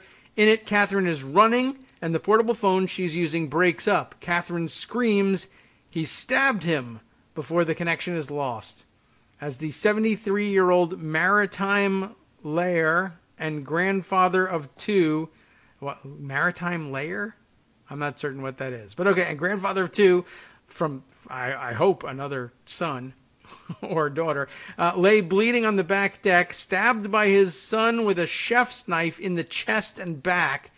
Lane walked outside, dropped his weapon, and stood with his hands in the air, waiting for police to arrive. Oh, because he's a law and order guy. He's going to follow police instruction because he doesn't want to get shot. Catherine called 911 once more. "He's dead, he's dead, he's dead." Wow. I mean, I don't know. Do I want to go on with this? Maritime, no, that gets horrible, but it's just... Justice, by the way, supposes he's a maritime lawyer. It's probably true. Maritime layer. Who's a maritime lawyer? The father. Oh, okay. This the guy basement who's dwelling interning son. for Milo. He's a like, Milo what? intern and a maritime lawyer. Sure. In his spare time. I mean, I don't know what to do with this story. I mean, I'm laughing. No, The there's guy's been nothing to murdered. do. What am I It's going to do? just, I got to wow. get out of this story before I go on with this. He's held on $1 million bail, represented by a public defender. I don't think Mom's going to help him with this one. Yeah, I would hope not. Lane has pleaded not guilty to first-degree murder. What's he? Well, is there some doubt that he killed him? I guess he believes it's a second-degree issue. I guess. I mean, yeah, I guess, or pleading insanity. Yeah, well, that's a good bet. In a seeming you have to plead confession, Lane Davis told detectives that the fight had started over whether toddlers could consent to sex or not, and his father had called him a Nazi and a racist. Held on Okay. Yeah, so that's it. I guess Lane is like, well, I'm angry at leftist pedophiles because they're having sex with toddlers, and he says you're crazy and that you believe this. You're a Nazi and a racist as a result of all this other dumb stuff you believe. So he stabbed him. We don't know anything about this guy except. I mean, it's a horrible story, but I still can't get over the fact that he interned for Milo and he was so let me get to outraged some of that. about pedophilia. Yeah, well, it's what Milo, you did it, dude. You poisoned this family, and now there's somebody dead, and the other one's going to jail because you thought Republicans might win if you said that leftists are all pedophiles. So nicely done. Thanks a lot. Really appreciate that. The family, I'm sure, is appreciative as well. Let's see. So there's a little bit of background information. We don't know very much about him. He graduated from high school in 2002. By August of 2003, he was seemed normal enough. He was enrolled at Washington State University. Lane hadn't chosen a major, but when he dropped out in 2004, over the next few years, Lane racked up a few misdemeanors, traffic violations. 2004? Yeah. That was 13 years ago. Yeah. So, I mean, at that point, he's Okay. he's a normal enough guy, graduates from high school, enrolls in Washington State University, can't make up his mind what to do, doesn't choose a major, drops out. Okay, that happens all the time. Over the next few years, and this happens too, you lose direction and not sure what to do with your life, traffic violations, DUIs, etc., but otherwise generally stayed out of trouble, preferring to rabble-rouse online. Now, in 2010, Lane published a very long paper, Quantum Cold Case Mysteries Revisited, in the General Science Journal, a non-peer-reviewed electronic journal that allows literally anyone to contribute and includes a warning against assuming claims made therein are true or fit, quote, for any purpose or use, unquote. That's a pretty major disclaimer. We will not stand by the fitness for any sort of use of any of the things we publish in here. So I don't know what quantum cold case mysteries mean, but okay, obviously he begins to become a bit of a conspiracy theorist. A Google Scholar search shows that no one has ever cited Lane's paper for anything. Oh, God. So, hard to believe. Which is a place of usual citations, which in place of usual citations includes a note. Lane's paper has no citations, and this note is there instead. In honor of the late, great Albert Einstein and his celebrated paper which announced the famous equation E = mc squared to the world, this dissertation does not include any references. Einstein did it. It's good enough for me. He's got a YouTube channel, 11,000 subscribers, conspiracy theories all over the place, vaccines, 9/11 as an inside job, etc. Original pro-Trump raps alongside cooking tutorials, and most notably, a 3-hour-long documentary on Gamergate. Here we go. Oh, my God.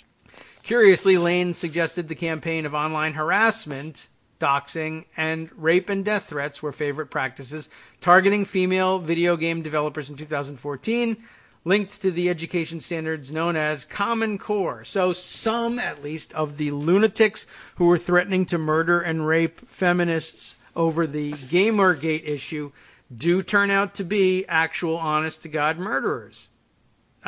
Which, of course, should scare the crap out of you. But you should in his view, you should really be worried about the imaginary Sharia pedophilia takeover of the United States. Not, once again, the young, white, shiftless, thuggish idiots who believe conspiracy theories and pledge their loyalty to Milo Yiannopoulos and end up murdering people. That's not the danger. It's Sharia. Well, I don't know what to tell you. Yeah, it's insane. There's more crap in here. I guess down here at the Yiannopoulos finally comes up down here. It says here that around this time when he was talking to this other guy, London musician Joshua Idehan, I guess he had a fight with, and around the time that he had this fight, Lane hooked up with Breitbart's Milo Yiannopoulos, an alt-right provocateur who shared a similar interest in Gamergate, or the clicks, pedophilia. Yes, or the clicks that came with. But he was there, pro. Yeah, right. Lane signed on as a researcher and ghost writer, one of 44, amazingly, in Yiannopoulos' mostly unpaid employ. Lane later leaked the details of Yiannopoulos' intern hoard to BuzzFeed. Oh, that's where the story came from, that Milo doesn't write any of his stuff. This crazy-ass murderer told BuzzFeed that was the situation. Was he in jail when he did that, or before? I guess it was before, because this was several years ago. A 2016 article titled MacArthur's Thought Police, arguing that the MacArthur charity promotes censorship on social media, was originally credited to both Lane and Yiannopoulos, but is currently posted on Capital Research Center's website under Yiannopoulos' sole byline. So how crazy is Milo? He steals the intellectual property of lunatic conspiracy theorist murderers and says, oh, no, that's my writing. How do you like this? This guy... I mean, I don't know what to tell you. Anyway, Mr. Davis, there's a statement out. Mr. Davis was a volunteer for me for a brief period of time prior to my founding of Milo Inc. So that means Milo Inc. Yes, that's his follow-up to having been fired from Breitbart over the pedophilia issue. He's relaunched, presumably with more Mercer money, as Milo Incorporated. And he just wants you to know he totally hated working with this murderer. And Milo Incorporated is on the up and up because this murderer totally doesn't work for them anymore. And don't worry about it, even though I planted all these stupid ideas in his head and was pro-pedophilia at that. No wonder the boy was confused. The boy, 33-year-old man-child living in his parents' basement, and it murders them. I mean, I assume he's the exception that proves the rule, but what can I tell you? We got to take our break, though. And I've got to run, so thanks right. for letting me Good finish timing. my story there on Puerto Rico. Great. Thanks Talk to you very much, later. Armando. We'll be back after this.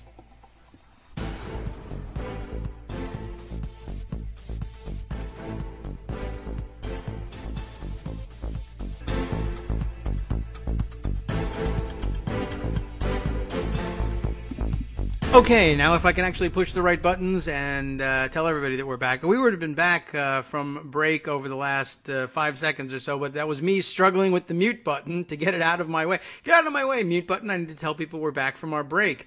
We are. And when we left off, I was unsure whether I should even bother to continue with this crazy-ass story, but I think I kind of think this is maybe serious. I mean, Athena asks an excellent question, and we're going to have to spend the rest of the day on Twitter asking this question. Essentially, she's just saying, doesn't that mean he was radicalized by Yiannopoulos?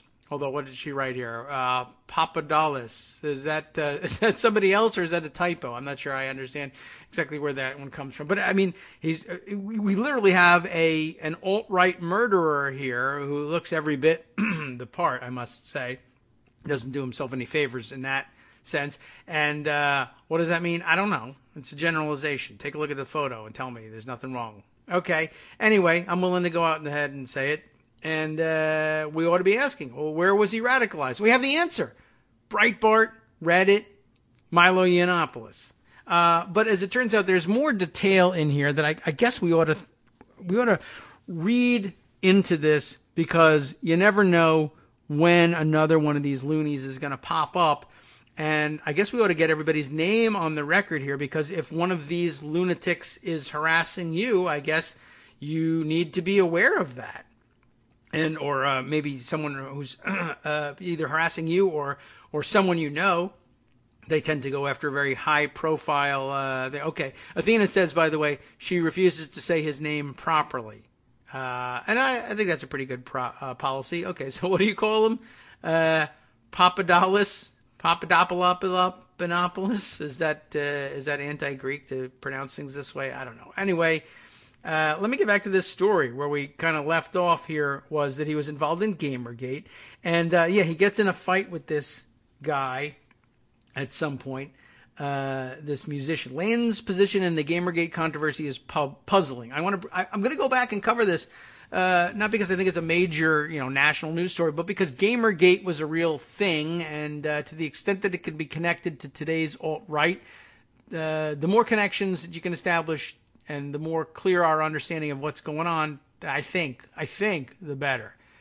Anyway, though he was initially a supporter of the movement, internal fighting over credit for his research led Lane to disavow his former colleagues. By the summer of 2015, he had defected to an anti-Gamergate group. I don't think they felt any better about women, though. The change in loyalty didn't seem to affect his tactics, however. In addition to his behind-the-scenes, quote, digging for the cause, Lane would call the employers of women game developers and their allies in an attempt to get them fired. See? London musician Joshua Idehen was one of his targets. Idehen said Lane sent an email to his manager, his agent, and a charity he worked with, and alleged he was involved with pedophilia. Basically, for a week, he made it his mission to email everyone I had ever been in contact with, Idehen told the Daily Beast. It didn't cause me that much trouble, except having to explain over and over again what Gamergate was. Around that time, Lane had hooked up with Yiannopoulos. Blah, blah, blah. We did read this part. One of 44 unpaid interns that actually did all of Yiannopoulos' work while he ran around doing I don't know what. Then there was the strange article in 2016, MacArthur's Thought Police, for which Yiannopoulos ends up claiming sole credit. Then the distancing from Mr. Davis of Milo Incorporated. He says, I was unhappy with his work and discontinued the relationship. I then experienced his anger firsthand as he threatened me and later went to BuzzFeed making false and inaccurate accusations. They were true, of course. Yiannopoulos did not return a request for elaboration. Lane found the opportunity for bylines not on Breitbart, but on a website even further to the right, theralphretort.com. headed by prominent Gamergate leader. He's now back with Gamergate on top of all this. Ethan Ralph, by the way, who is, they note, currently serving an 8-month sentence in Loudoun County Jail, not Loudoun, Virginia, but it's spelled like Loudoun, New Hampshire, I guess, unless they misspelled Loudoun County, Virginia, in which case I guess I ought to check in on that. I'm just curious. It is. It's Loudoun County. So we caught you in a misspelling there, Daily Beast, but more importantly, that would be Loudoun County, Virginia, which means, well, right here in... He's from Richmond, apparently, but he assaulted a Loudoun County police officer in what? When did this happen? December of 2016. Now I'm curious. I'm looking at the police report. Where did it happen? Why did it happen? I guess I'm looking at, just the sentence information. It doesn't tell me much about this, but okay. How fun is that? Ethan Oliver Ralph. Okay. So I guess that explains the Ralph retort. Ethan Ralph is in jail in Loudoun, which should be spelled Loudoun County Jail. I don't know whether there's a Loudoun County, New Hampshire. No, there's a Loudoun, New Hampshire municipality, but they might not have a county named that way. But they spell it Loudon. Okay. Well, anyway, that stupid site, which the owner of which is currently serving an 8-month sentence in jail, published Lane's content almost daily. Now, this is interesting. Since the news of Lane's crime, the site has, in colorful language, distanced itself from Lane. He's a criminal. Unlike our guy, who's also a criminal.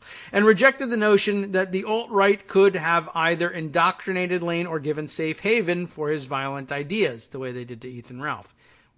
Weird. In a statement made from jail and tweeted by his wife, Nora, who also runs the site, Ralph said, "The rush to score points against me, while completely expected, is also completely ridiculous. I'm only responsible for my own actions, for which I'm in jail. I also lack the ability to predict future murders. This isn't Minority Report." Last week, Lane's posts were scrubbed from the blog with a note from Nora that read in part, "As for Seattle for Truth, we'll be working to erase him from this website in the coming days. I don't care how big his contribution was. A guy that would murder his own father in cold blood doesn't deserve to be read. No matter how accurate he was in the past, he ended his usefulness to this world when he ended his dad's life." Guess I can almost understand that. Deleting Lane's contributions from alt-right groups to which he once belonged doesn't quite answer the concern that these sites may have enabled or inspired him to commit violence, a feeling that has grown on the heels of several high-profile crimes by followers of the same alt-right conspiracy theories in which Lane dabbled. A man who fired a rifle inside a pizzeria in an attempt to free what he believed to be child sex slaves hidden in the restaurant's back room was sentenced to 4 years in prison in June. That same month, Sandy Hook truther Lucy Richards was sentenced to 5 months in prison for threatening a 6-year-old victim's parent via voicemail. As part of her sentence, Richards is barred from accessing conspiracy theory websites. That's one answer to fake news, I guess. While Lane waits for his day in court, others in his orbit are cautioning against the dangers associated with conspiracy theories. In a podcast about the murder, Jack Foxdie, that's what his nickname is, Foxdie, D-I-E, Foxdie Pierce. Jack Foxdie Pierce warned his listeners, "Some people out there that are looking into this deep-level conspiracy theory thing, Pizzagate or whatever, you may be onto something. What I can tell you from experience is don't let it consume you." Oh, okay. You might be right, just don't let it consume you, you see. He continued, "But when you spend so much time trying to dig into information and trying to understand things around you, you do get enveloped by it, and it does bother you, and you do change. You get too deep, and some people go crazy from it, temporarily or forever. But that's just the risk of going onto these dangerous sorts of fields, It serves as a warning, I guess. I don't really know what to do about making a larger national issue of it, but I guess it's worth noting because crazy people are everywhere, and they are actually infiltrating American politics and making a dent and murdering their parents. So I suppose we should be looking out for that. Okay. Now, there's other more real solid national news out there, and we ought to be taking a look at it. And it's hard to know where to go from there, but there's an awful lot to catch up on. We didn't really end up reading much of yesterday's stories about Green Floyd and the strange people there that were behind the hosting of a lot of the Russian trolling sites. But I did mention to you that the one guy arrested in Staten Island had a Russian sounding name, and I missed the portion of the Think Progress piece which listed the names of the other two suspects who were arrested. So the three individuals behind Green Floyd are I guess maybe they weren't. I don't know whether they were all arrested, but the three people behind this operation, the one who was arrested, Sergei Kashirin, and then two others, Yuri Yudovenko and Irina Volokai. So see if you can recognize what's going on here. It's not a crime to be Russian in origin, obviously. It's just that I guess it should surprise no one that when Russian trolls need unscrupulous hosting services, they magically find Russian people or nearby countries. I think one of them is actually Ukrainian in origin to handle the business.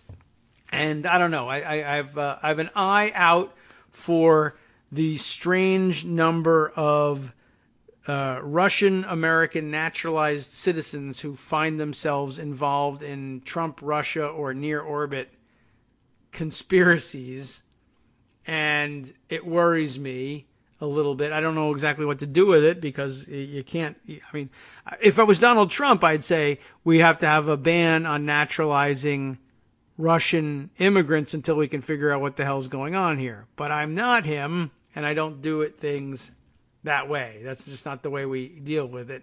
But it does raise an eyebrow and does deserve some attention. Now, the Think Progress piece, by the way, goes on to note a little bit more here.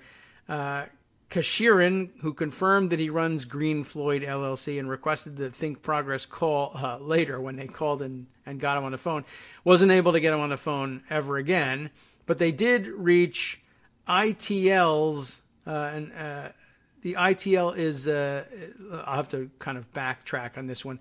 The IP information for one of the troll sites, blacktivist.info, shows the site was registered by a company called ITL in December of 2015, while IP information regarding donotshoot.us and blackmattersus.com both involve Green Floyd LLC. So they reached also ITL. ITL is run by a guy named Dmitry Deneka,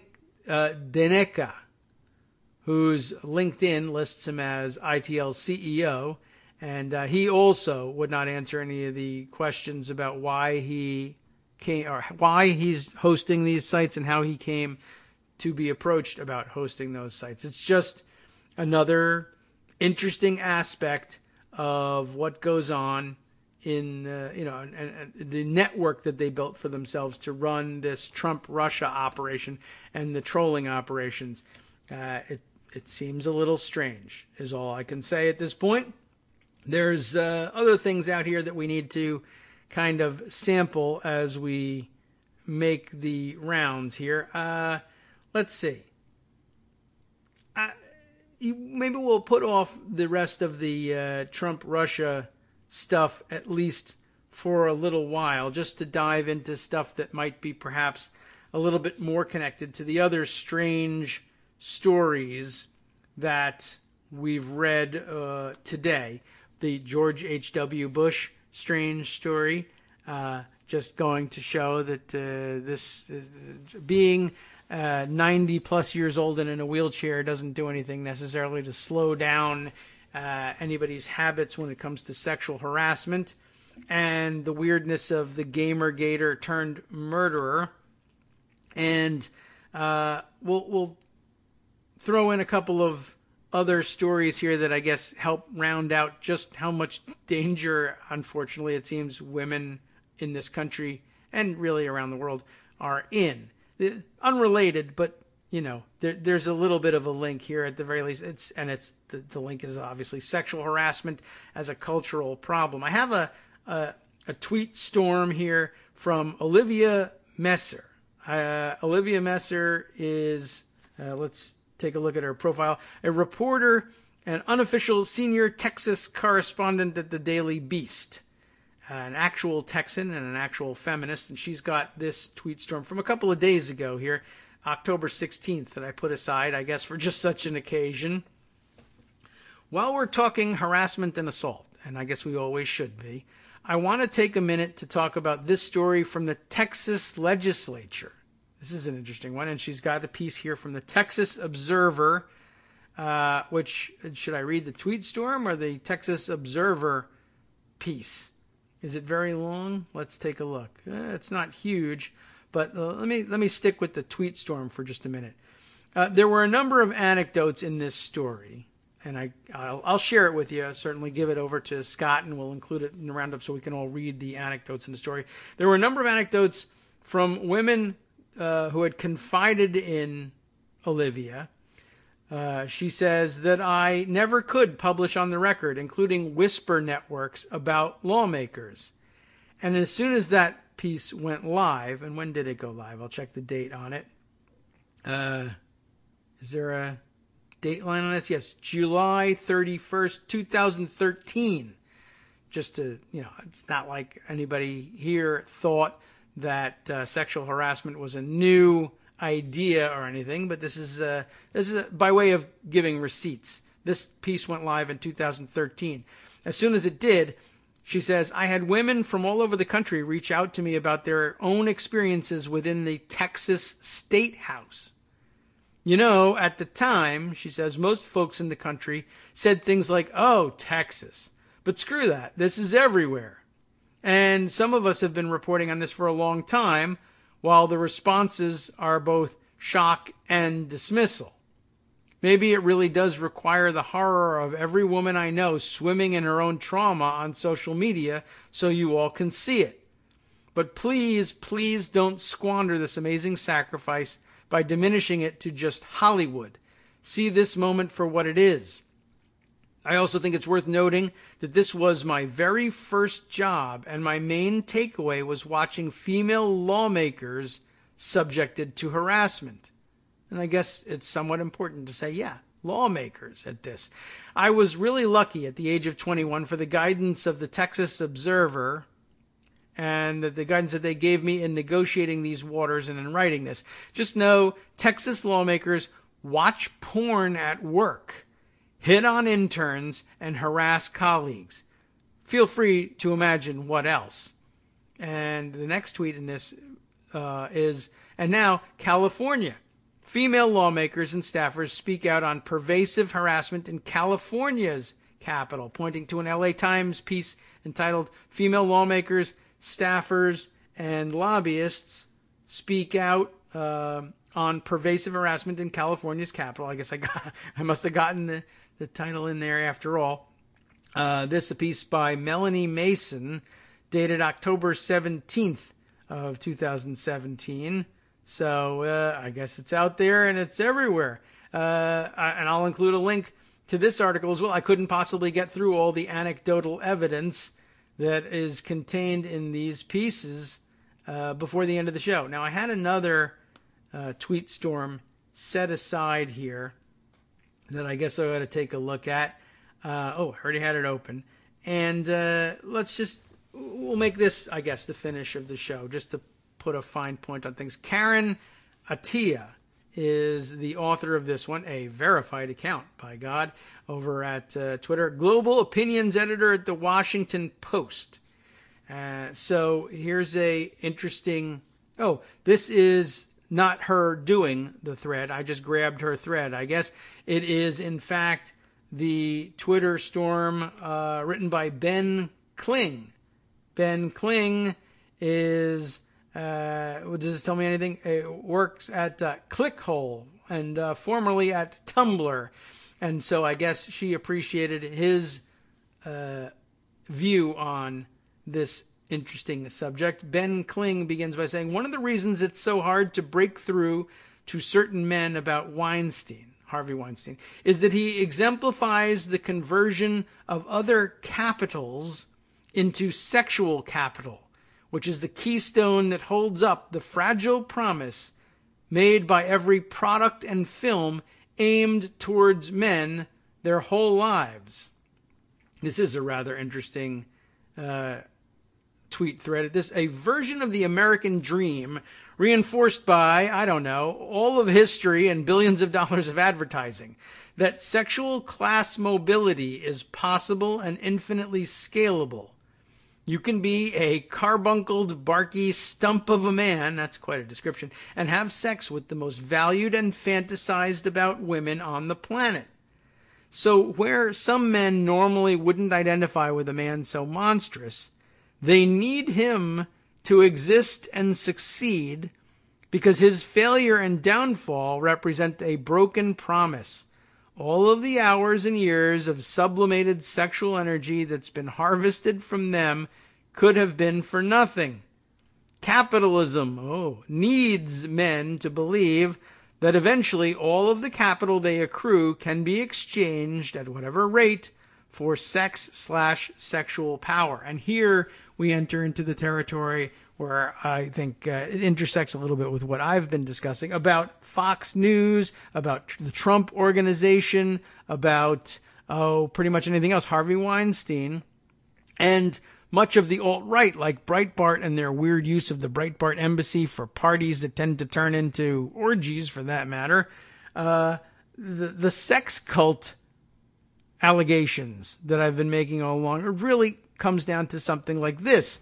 That these operations generally exist for the purpose of raising the money and the profile necessary to execute these and to operate these sex trafficking operations and make sure that the cover stories are paid for, the workers who lure the women in are paid for, and the smear organization to cover the tracks whenever necessary is paid for. Another way of, as they say here, converting capital into sexual capital. So Ben was saying capitalism needs to believe that eventually all the capital these men accrue can be exchanged at whatever rate for sex or sexual power. When men watch this fantasy fall apart, the fury that should be directed towards the casino that is patriarchal capitalism is directed instead at the women who, quote, aren't holding up their end of the bargain, aka don't actually work at the casino and aren't obligated to cash the chips. I was raised, Ben says, by poor conservatives. That would be probably financially poor, although they might have been awful conservatives as well. I don't know. I know what it looks like when people support a system that's sucking them dry because they identify as future rich people who are temporarily not rich.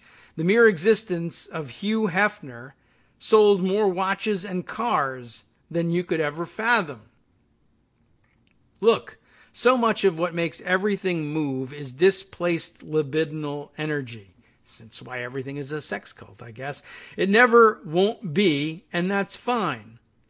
Meh, but okay. My main point is that this is why so many men react poorly to the effigial burning of Harvey Weinstein. They would, they're sure, never rule like that, but they need the throne to exist.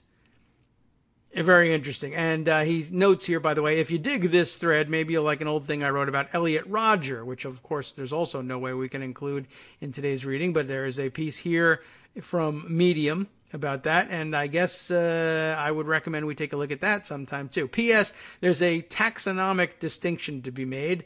The less sociopathic Weinstein apologists need to believe that women wanted to be with him, so defend this position. So find themselves cornered into believing and asserting that these women are greedy liars.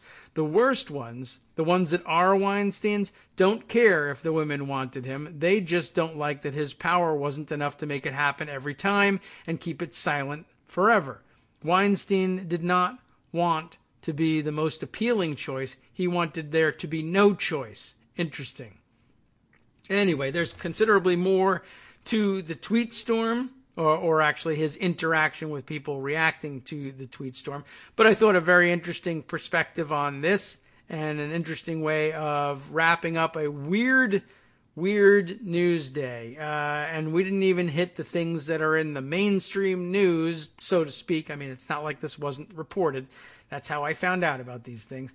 But there's been some really interesting stuff and some really interesting writing on this. I know I have another piece somewhere that I may not have put aside, but I was having a look at yesterday, and perhaps we can share it in some future discussion about this sort of toxic masculinity issue that keeps coming up over and over again and manifesting itself in strange and weird ways. There's plenty more out there. We really do have to get to the bottom one of these days of some of the discussion of what happened in Niger and what's emerging on that front. Some amazing, interesting discussion today that we won't have a chance to get to on today's show about the financing of the campaign to push the Republican Senate last year to stall the nomination of Merrick Garland forever so that they could place Neil Gorsuch on the Supreme Court. It turns out a piece out there. I might as well just throw it out there and at least give you a chance to read it. Perhaps we can discuss it later on. From maplight.org, intriguing headline: Dark Money Group received massive donation in fight against Obama's Supreme Court nominee. This also very much discussed. A dark money organization that spent $7 million to block the Garland nomination apparently ended up getting just 3 contributions. There are only 3 donors that funded this whole place, including one person that gave $17.9 million and, of course, gave that money to one of these dark money organizations and never had to have their name disclosed. We never find out who gave almost $18 million to the cause of blocking Merrick Garland for a year. There's constitutional hardball going on, to be sure, but the bigger trick is how so much of this is going, has been paid for behind the scenes by multimillionaires and billionaires whose name we'll likely never know unless some enterprising reporter is able to dig it up for us and bring it to our attention and pass it on, and then we can kick it around a little bit here on the show. Well, all right, we're just about at the end of our time. It's kind of a disjointed show here today, but honestly, I think we hit on some pretty important themes, and it was interesting in that it was you were able to differentiate today's show from the headlines or from what you might have been reading, even at a place like Daily Kos. Anyway, for all the rest of the headlines and news of the day, we turn things over, as we usually do, to the guys on the after show who will pick up our slack. I'm sorry that we weren't able to hit more on the headlines today, but luckily you can rely on Daily Kos and the after show to bring you all the news that you missed. Here's what we've got for Wednesday. They'll be picking up on the following stories. An Oregon Republican lawmaker has been stripped of his legislative power and aggressively admonished that women, how do I have this right? He's stripped of his legislative power and aggressively admonished that women in the Capitol do not want you to touch them. That's the admonishment he received. Wow. Gee whiz. That's the third state we've been discussing that this morning. We got California, now Washington on top of the Texas story. Longtime Trump lawyer, I did see this one, Michael Cohen, sold 4 New York buildings at 5 times their assessed value to several mysterious foreign buyers, and as I read it this morning, did so for cash. Wow. And a new national security study finds that neo-Nazi groups continue to collaborate globally and are employing leaked military and intelligence documents to sway elections. On the last half of their program today, then visit again with Angela Marks, who you know from Twitter as Angie in Washington State, for, as Justice likes to say, a political and world news roundup that she knows what she signed up for. So Merry Christmas. From Daily Kos Radio Thanks, on Justice. networksradio.com. You have been listening to the Kagro in the Morning Show with David Waldman. All the catchphrases of the day collected in that last half summary. Thanks, Justice, for letting us know what's coming up next. Remember, you can find their stuff at netrootsradio.com. Easy to find their podcast there if you happen to miss the show. We'll be back tomorrow and Friday to finish the week out.